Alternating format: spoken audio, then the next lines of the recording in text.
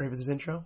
We're going to try this. You ready for this, Sean? We're going to try this. All right, here we go. Welcome back to the Cardboard Finance Podcast, where we talk about Pokemon cards from an investing standpoint and try to tie it all back around to real money habits. I got John here with me. My name is Alex. How are we doing, John? Doing good. You forgot to say you're a certified, Financial planner? financial planner. I am a certified financial planner, so one of us actually knows about finances. And the other has completely clueless. And the other one is a typical Pokemon card investor. He thinks he knows everything about finances. Correction, he does know everything about finances. Incredible. That's a wink for those who can't see me. Dude, so we are going to jump right into this here today because we talked a little bit about GameStop last week. And as we already kind of cheated a little bit and talked about off camera, or off microphone, I guess, I went down a rabbit hole with GameStop. And it's far worse than I ever even imagined. Or far better, depending on who you ask. Did you actually take a look at it? Mm-hmm. So I would love to know right off the bat. So what you thought when you went to GameStop's website and perused like their trading card selection and everything. Let me know. What did you think? What are your takeaways? I was actually really pleasantly surprised. Elaborate. What do you mean? So I basically went on the site and I was just looking up cards and seeing what they have. It looks like they do trades for PSA cards only. Yep. Raw, they do not take. No, 8. I think for eight PSA cards, 8 to 10. 8 and higher is what they're willing to take. I didn't see if they did other grading companies. I haven't seen. I didn't see it. It looks like it's just PSA. I could be wrong. Tell us in the comments if we're wrong. Yes. But no, I was pleasantly surprised. Like, again, just a wide variety of options. And you kind of even told me how they had sports cards, so I looked at that as well. Just out of curiosity. Just out of curiosity. I'm not into sports cards. No, I couldn't tell you the difference between a rookie. Outside of like maybe a rookie card to compare. I don't know. But it was just a lot. And it, again, kind of solidified what we talked about off microphone, which is this is a ridiculous empire that's kind of hiding in the shadows a little bit. It does have the makings of like a corporate LGS. It absolutely does. The way I likened it, it feels like TCG Player for slabs. Like I don't know if you got that vibe. If you agree with that. Yeah, I mean, but even more, taking it a step further, it's TCG Player in store. That's ultimately what it is. It's literally you're walking in to TCG Player, but it's GameStop. You can buy a Nintendo Switch while you're there. You can buy a Nintendo Switch or try some of their new games on their demo products while buying cards. Dude, it's honestly, again, we were talking about this, how literally, because it absolutely is. So TCG Player being like one of the main raw card places. I would say the cards. dominating. I would say the dominating one as well. Again, if you're like, especially if you're like a game player, you're probably not buying on eBay. You're buying on TCG Player. That's what you're doing. Most of your transacting. If you're listening to this podcast, you're probably familiar with TCG Player. If you're not, go look it up. It'll change your life in terms of, especially if you don't mind raw cards that may or may not be in perfect, pristine condition. Again, if you're looking for condition, eBay is the way to go. But enter in GameStop, and now they offer that TCG Player-esque where it's like very easy. I can make it like I can go on there, type in the certification number on my slab, and it gives me a quote. I can consider it or not, and then go right into the store and drop it off. And like, dude, that element is like literally, it makes me think Carvana. It makes me think Open Door. It makes me think like these companies that are basically taking like a certain business model and making it all about the technology, again, interfacing that technology into it. And I feel like GameStop's like physical presence gives them a super strong edge, particularly with new people. Mm-hmm. I think because the simplicity of being able to just go on the GameStop's website, do all this, transact even in credit potentially if I want. You can get cash, but transact in credit, and then have all these transactions right here, and you don't even have to worry about that conditioning issue because you're buying a slab. Yep. So, dude, it is effing wild. So, my question to you, John, is: did you get a pro membership? I did not, but I'm going to. And that's the thing. Because to me, it's like foolish not to. It's completely foolish not to. So let's take a step back. You could go in and let's take a step back and talk about the pro membership for a second. So pro membership is how much? $85? $85 a year. So what do you get from a TCG standpoint? So obviously there's GameStop has a bunch of video game things going on. What do you get?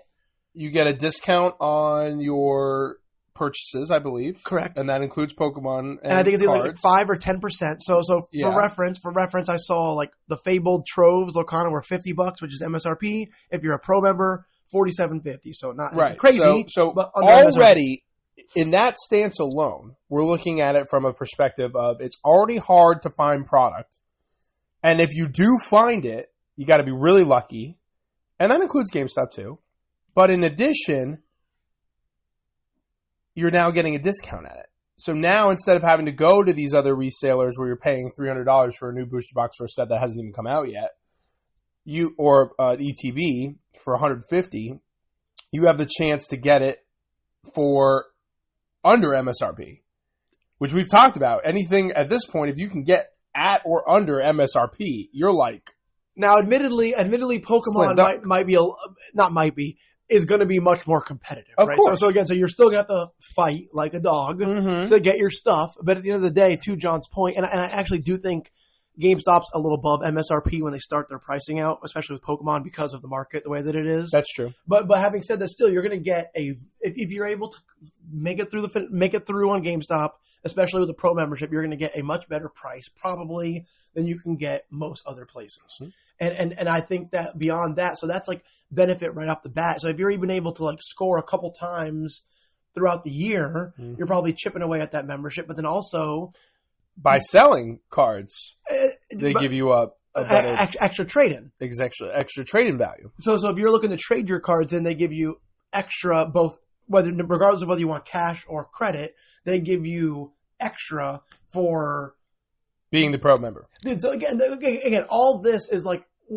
what this has kind of left me with, right? And the reason I want to talk about this like so badly today is because what it feels like is I brought this up last week, kind of like GameStop, you are the devil. It's all your fault. You did this to us, and you were the change that led us down this path.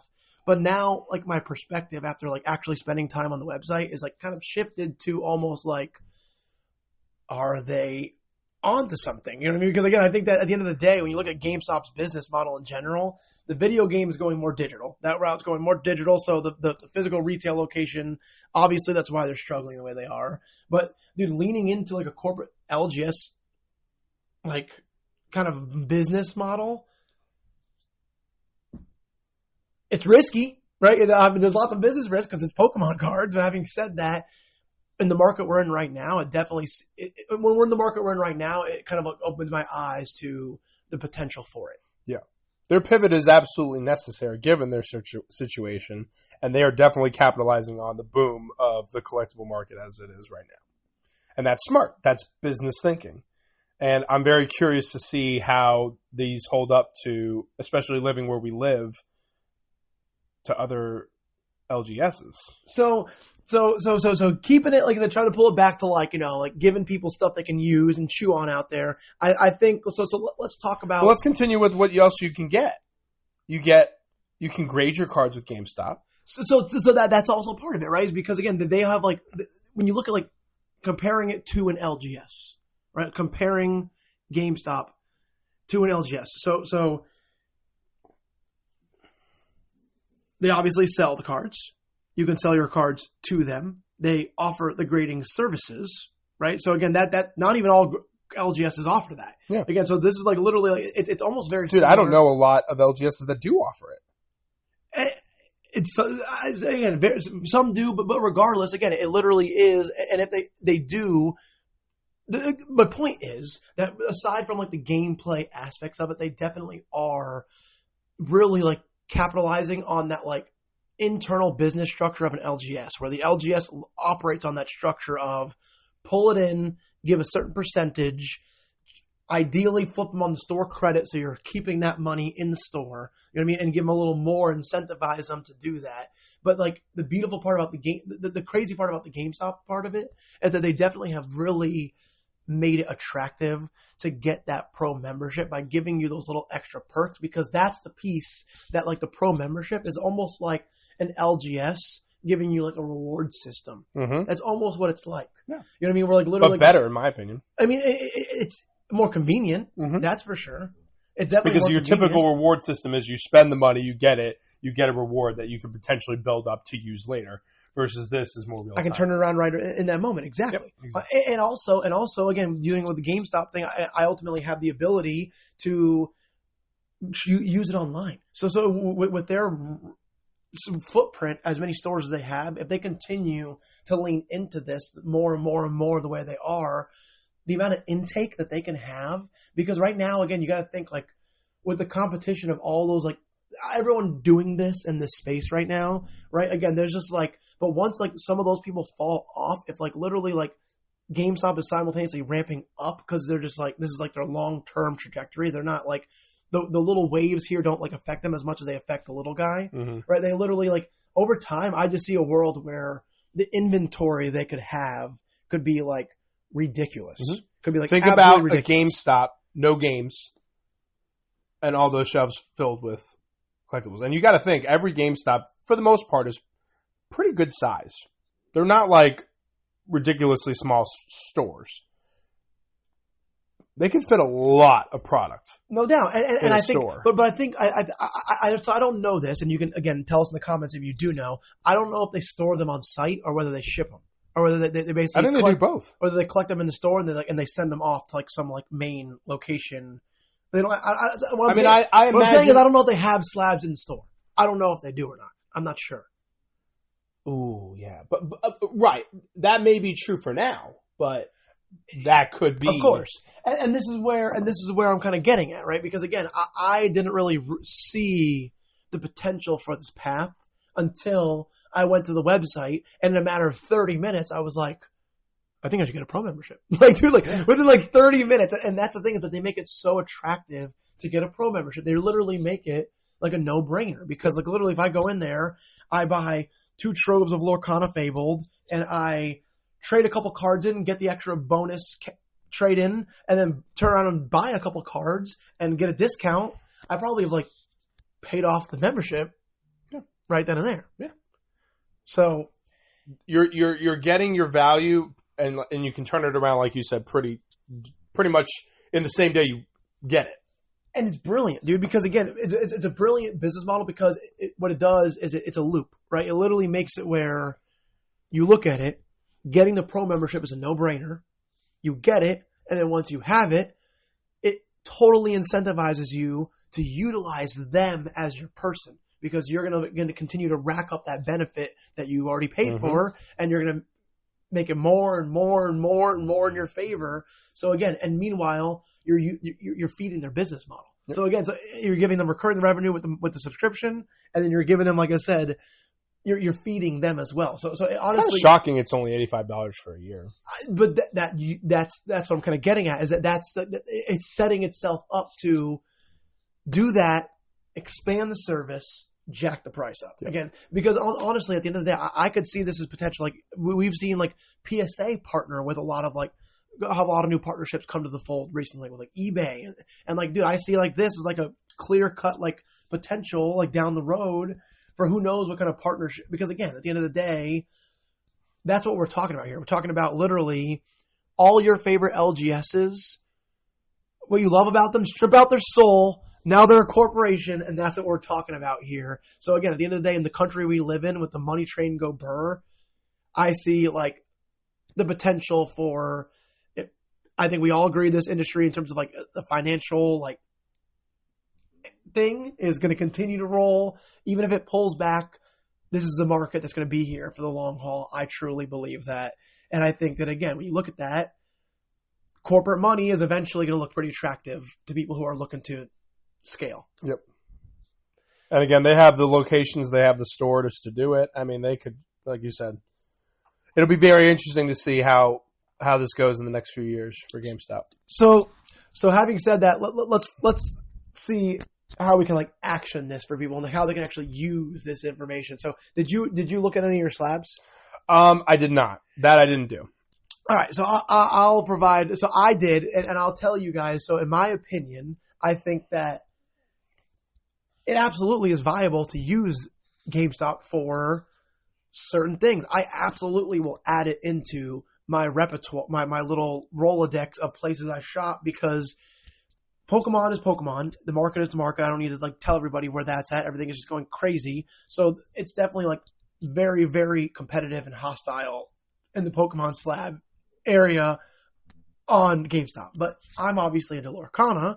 And when you flip over to Lorcana, you look at that, and honestly, there's pretty reasonable prices on there for some of those cards. And especially if I'm going to go pro membership route and discount them down, because nobody really cares about Lorcana, not only can I like buy cards at a pretty like decent rate and find some stuff for my collection potentially there, but also they provide liquidity for Lorcana. I can sell slabs to them and get pretty decent, like close to what I could get now, and it provides that instant. So you looked liquidity. up Lorcana cards as well? Lorcana cards is where, so again, so if you're into Lorcana, I would tell you, and you're like having trouble with liquidity and you have slabs, what you do is you literally go to the GameStop website, punch it into the certification number, and it will literally give you a quote right there. And almost every Lorcana card, as long as it's an 8, 9, or 10, they're going to give you an offer on it, more than likely. And you literally just click find a store, and that's willing to or I guess that I can go drop. I didn't follow it all the way through, and what I found right was that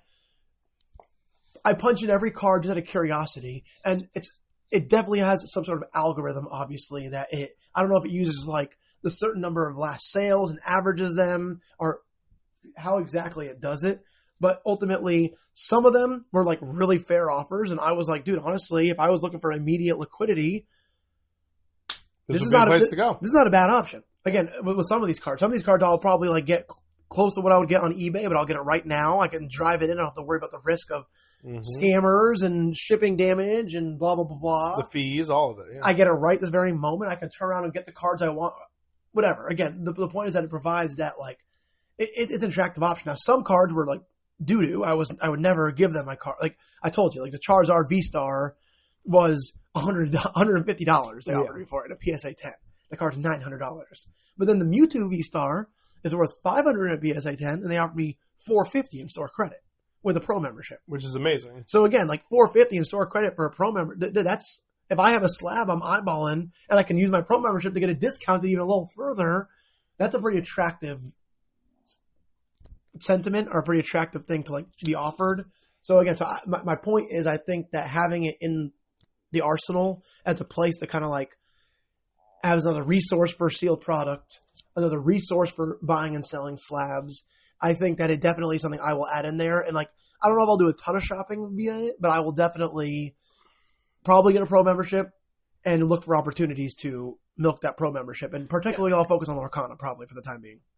I think that's a smart move. And again, we kind of said it too, where gives you the option to really maximize and stack credit if you decide to do that. And then again, for something like Lorcana, where people aren't really paying a lot of attention to, that gives you prime opportunity to be able to get it in addition to at a discount. But you can use the store credit that you got an extra boost for because you took store credit to exchange that money that way. Exactly. So it gives you options. Exactly. And we were talking about this the other day too, that with Fabled release recently, I really tried to load up store credit on TCG Player so I could buy it there. Kind of got hosed because of the whole low supply issue. But then I also went to the LGS, traded in a card, got some credit so I didn't have to come out of pocket for those boxes. This is another avenue to do the same thing, where I could literally, dude, I'm looking at eyeballing some tropes on their website right now. It's like, I don't want to spend $100. Punch some certifications into the little search bar. If there's one I'm happy to get rid of, I can literally tote it into GameStop, hand it over, and go get my troves that happen to come out of pocket. So you said that when you put in the cert numbers that it says when you want to look to go to sell, I know you didn't finish it all the way, but it says find a store. So that must mean that there's only certain stores that are taking certain types of cards. So that is another, and I would love, which is interesting. Because you'd think that I don't know if it's like certain stores or whether, or maybe only, or maybe it's just saying find a store and exactly, that's the closest store. You go drop it off. Yeah. I think that's what it is because that's why that's how it should be, and that's why I told you I haven't followed it all the way through, and we'll get more educated on this. We promise everybody. But ultimately, I that's why my instincts tell me you drop it off, they ship it somewhere like corporate. That would be my instincts. Is that they're going to ship it somewhere that is like kind of like their like main like a PSA vault type of situation. You know what I'm saying? That's such a win because then you just don't have to even worry about the shipping. It's all on them. They take the liability. The moment you make that transaction, you're done. Dude, honestly, for high end cards, it's not a bad option. Straight up, again, I typed in. I don't know what the Tyranitar. That was my first one out of curiosity. I don't know why I went there first. That Tyranitar that I sold, the Mega Tyranitar full art in a PSA 10 that I got like $900 for. Yeah, they offered like $950 in store credit. I don't know what that card's worth right now. But like, dude, for like a high-end card like that, dude, I always get sketched out when I sell high-end stuff. I mean, maybe I'm a noob, but dude, whenever I sell high-end stuff and I'm just handing over a piece of shiny cardboard and I'm expected to trust somebody, they're not going to like scam me, try to scam me for this really, really expensive piece of cardboard, it's sketchy. Okay, so I'm going to do this. I should have done it yesterday, but I'm going to give it a shot. I'm going to do this in real time. I'm going to take one of my Evolution cards and see how it does. I love this. 667. Aaron, you want me to try to pull it up over here? I got it. You already got the cert thing? Oh, he's typing it in. So he's going. So what he's doing? Yeah, he's got his Evolutions, his EV, the premium collection. Though you know what we're talking about. See, look at that. Look what a joke that is. See, and that's an example of one where it's like, why would I ever do that? So right now, he just punched it in, and this is an example. What's it say right there? 100, and which we know this is about. This is the Vaporeon V, so this is a little over $1,000 card in a PSA 10, and they're offering 118 cash or 131.63. So see, and that's why I don't know whether they do it based off of like average last sales, and there's like they couldn't because there's just not enough of the. There's like like they're pulling in those sales from like years ago or like a year ago that were like so low, and it's like pulling the average down. I really don't know what the reasoning for that is, but the same thing happened. Or it could be promos, or maybe it's promos, or maybe they just don't want to take that risk because it's such a. But dude, isn't that interesting right there? Isn't that another interesting statement you just made right there? Because that is something I also thought. But here's the other thing. I also thought that their algorithm might calculate that these cards are riskier than other ones, and that's why they're attributing it this way. I actually am glad you brought that up because I had that exact thought. And I just put it in the Flareon V, and this one was 314, 349. Isn't that weird, bro? What's up with that? I'm going through them all. And that's why it was definitely weird. And that's why you want to like punch it in there. Guys, know the value of your cards before you don't just accept. Like, again, if you're listening to this and you're like, oh, I use GameStop all the time. And you're like, yeah, it's great. Like, please make sure you're doing the due diligence of like knowing the value of your cards. Recommendation is the collector app. If you don't have the collector app, it rocks. It is everything everybody says it is. It rocks. So do that so you at least know the ballpark value of your collectibles before you start just handing them over to GameStop for $130 for that Vaporeon. Yeah, because you're going to miss out on... Again, the Charizard V-Star, I told you, that's a $900 card, and they were offering me like $150, and I laughed. And then the Mewtwo V-Star is worth half the price of the Charizard, and they offered me $450. Again, I was just like... That's why you got to be like choosy with what you do. But honestly, what that also tells me, dude, is that if you are like as a buyer, you might be able to score steals. Yep. Because it's all driven off an algorithm. You know what I mean? Like when you walk into an LGS, literally you walk in there and like literally those prices are updated like... Dude, and you have some jabroni who's going to like hustle you and like, no, you got to give me this and I'm not giving you... Whereas like this is an algorithm.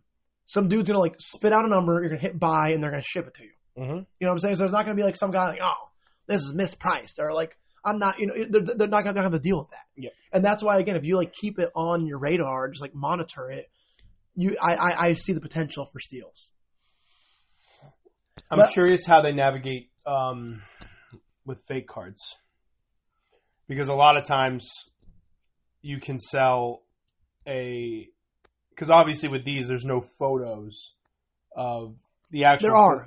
There are. Hang on. On yours, there weren't. On those, they didn't have photos. Hang on. You can still have the photo of the cert number, but the card is still not an official PSA card. So I'm curious how they navigate through that, because that's a very interesting question. Because then that would just become. Could you imagine, bro? Well, I'm serious, because the GameStop employees that receive the card, they're going to have to know how to tell the difference. So I wonder, dude, if there's any GameStop employees listening, are you trained to like inspect the card? Like, do you know how to look at it? I'm curious. I mean, I am curious. I would hope to know the answer is yes. I mean, because again, at the end of the day, it's very risky if the answer is no. At the end of the day, but yeah, I totally agree with you. I would be curious to know how that worked, because totally I could see the potential for, not that we're trying to put any ideas in anybody's head, but yeah, I can totally see the potential for that. Is that, again, like you pop in there and like punch in a certain number, it's a real cert, but it's not the card that goes along with it. And would they be able to identify that? Yeah. Because again, that would be versus, or at least not only risk to them, or risk obviously to you, as a buyer.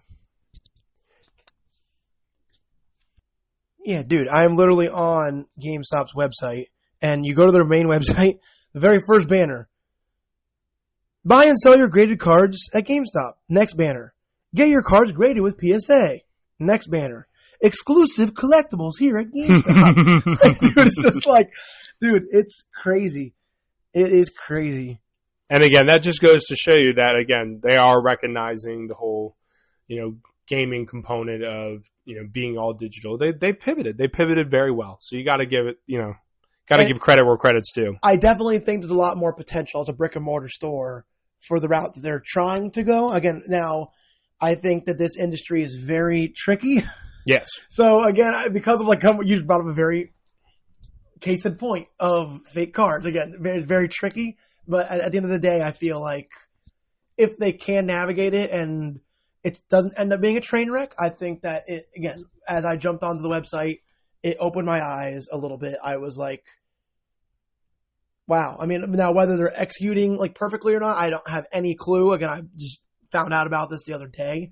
But having said that, I'm like, if they are able to execute, I think that definitely there was somebody smart who recognized trends and recognized the money that could be there in this hobby, because right now that's what we're seeing here, everybody, is that the price is going the way they are is simply put because there is more money in collectibles than ever before, and it's not close. Like I was thinking about, I was watching a Twice Baked Jake video the other day, and he was talking about like the investor bros coming into this, and honestly, he's people like disagreed with him, but he's probably almost certainly right, like that's happening.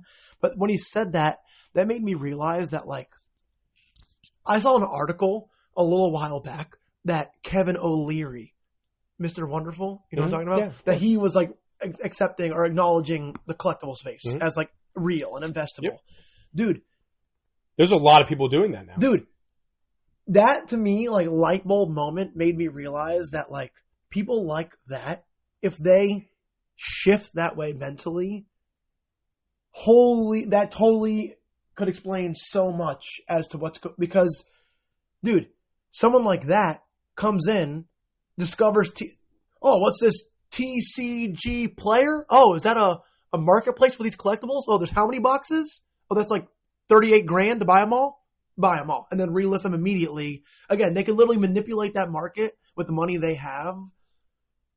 And they're sophisticated enough to like understand if I zap that supply and literally turn around and offer it back up at a new price, I just literally effectively manipulated the market. But here's the beauty, as someone like Kevin O'Leary and like that, this market's not regulated.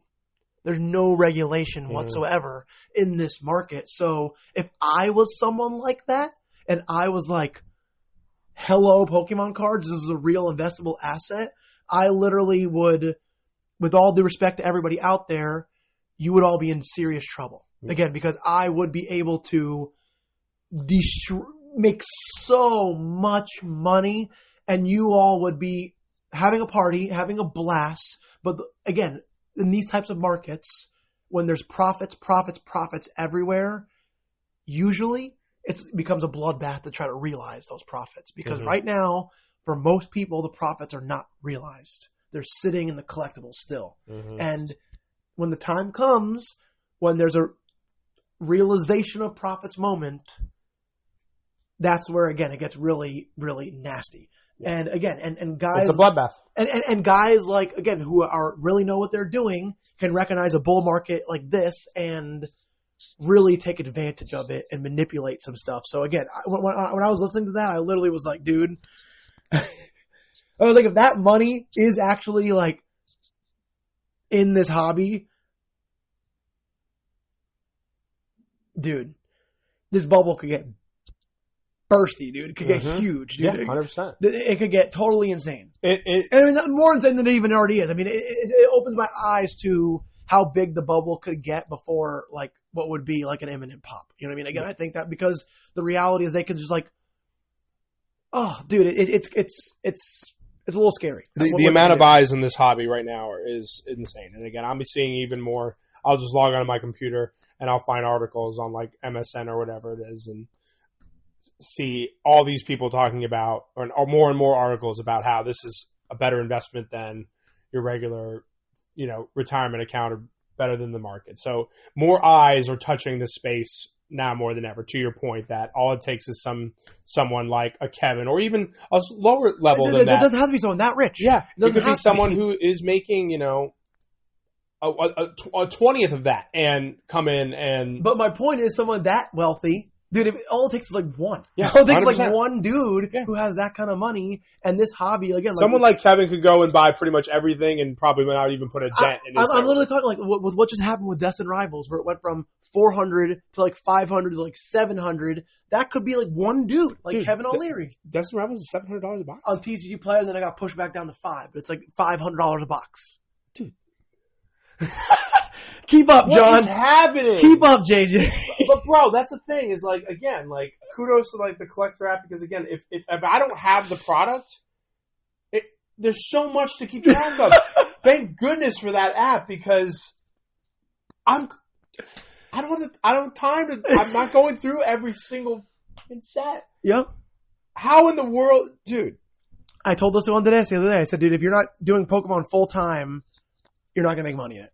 There's no chance to make money. Right now, you got to be doing it full time, because there are thousands upon thousands of bros and broettes full time doing it right now. So if you're not doing it full time, they're going to hustle the money away from you. So basically what you're telling me is I need to quit my job and focus on this. I think you're too late. I feel like, dude, this is literally, dude, I'm telling you, we are entering that point in time right now, right? Like even like I said, like with the collectibles the way they are right now, and the stock market the way that it is right now, it made me sit back and think too. And we're going to get a little off topic here, but hopefully you'll kind of pick up what I'm putting down, people. It takes me back to in 2021 when I was like, for a lot of like education accounts, when I was a noob financial advisor and just like falling into the trap that we're in right this very moment, and recommending really exciting EV stocks and really ones that like had a lot of potential growth. Like right now, I would compare it to like the AI stocks. Mm. Like a lot of people come to me like, oh, I saw this AI stocks up like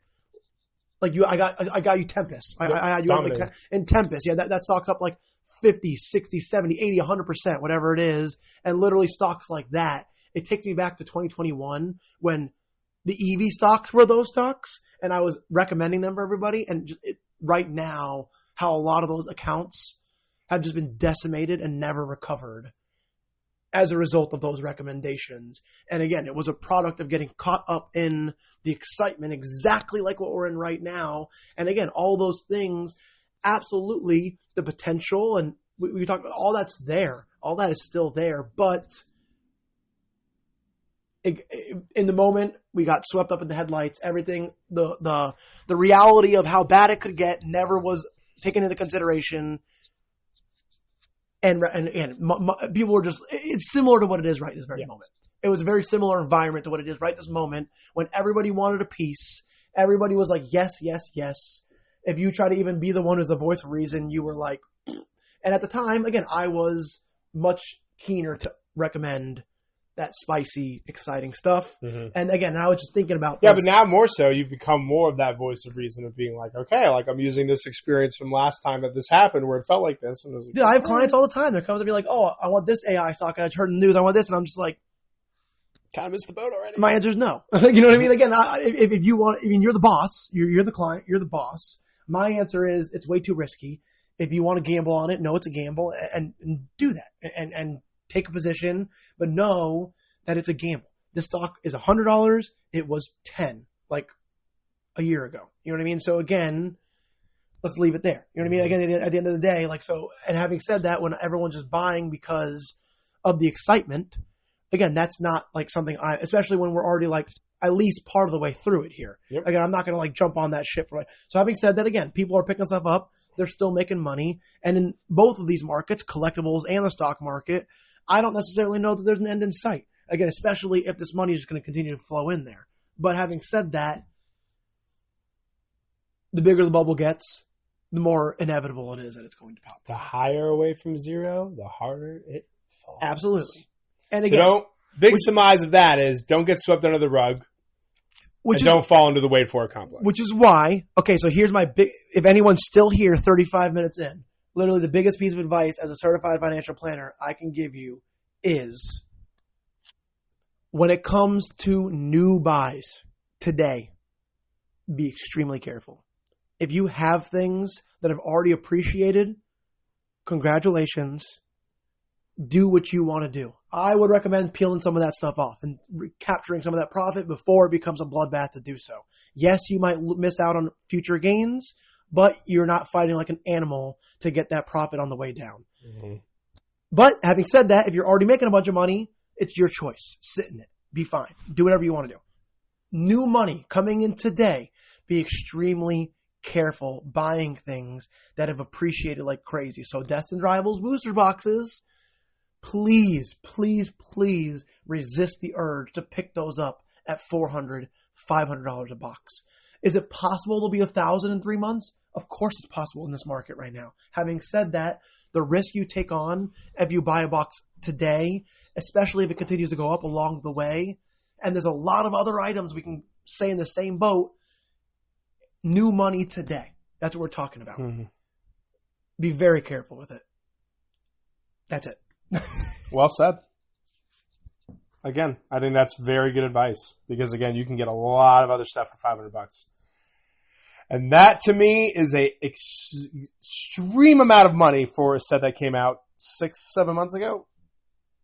And that's exactly what it is with the stock market, with a lot of these AI stocks. A lot of people are like, oh, like, and I'm like, guys, I understand. I know. The attraction is there. We get it. I know. But at the end of the day, like, when it happens, again, I think everyone imagines, and I've talked about this before, I think everybody imagines in markets that there's going to be an opportunity. If something's 500, you'll have an opportunity to sell it for 490, 480, 470, 460. They don't comprehend that, like, the box can be 500 and all of a sudden no sales happen until someone, because everyone's undercutting each other, but no one's buying. It just, and the price is getting undercut. Until someone finally buys sales, it. Oh, $3.99? And then finally, $4.25 hits, boom, and someone makes a sale, and now the new price went from $500 to $4.25, and nobody sold a box anywhere in between there.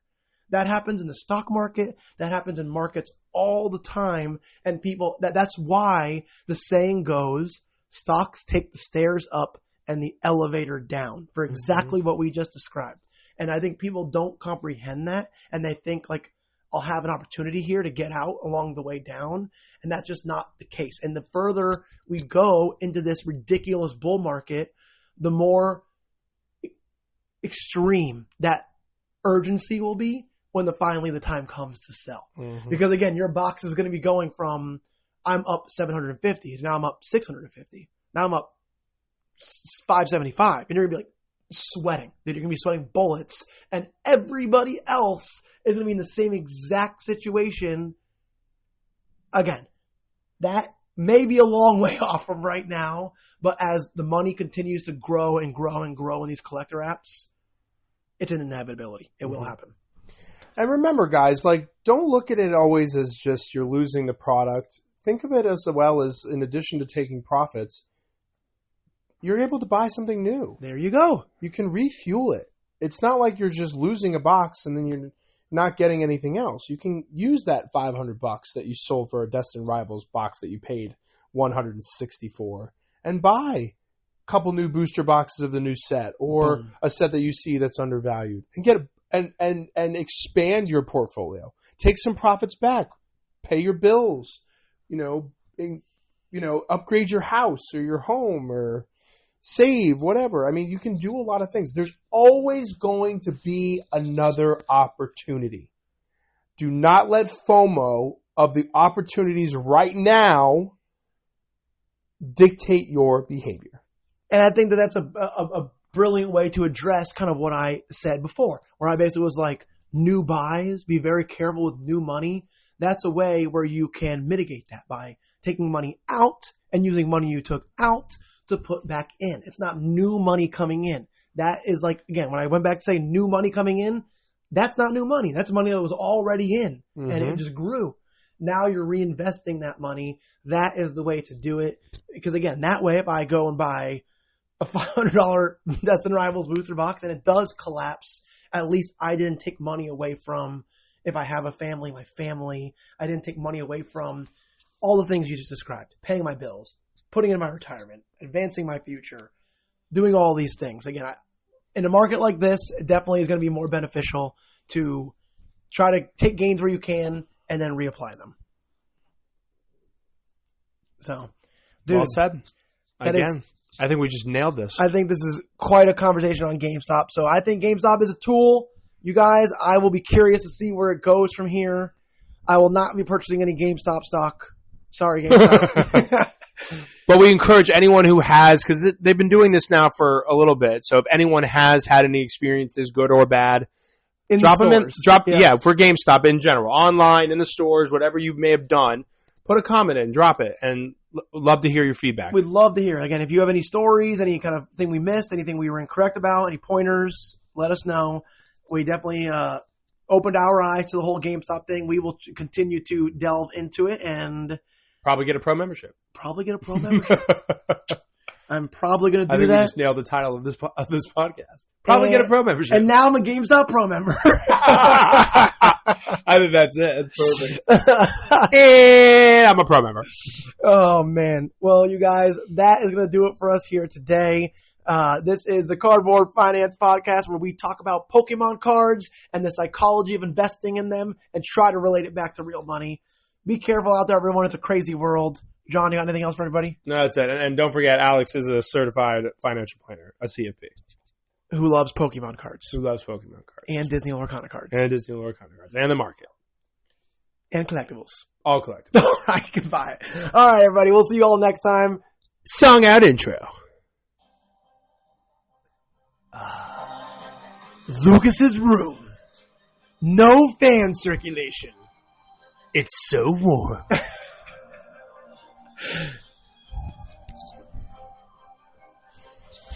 Collectibles. GameStop. Pro membership. Sell that Destin Rivals box for $500 right now. Vaporeon. Only $150. What a ripoff. See y'all next time.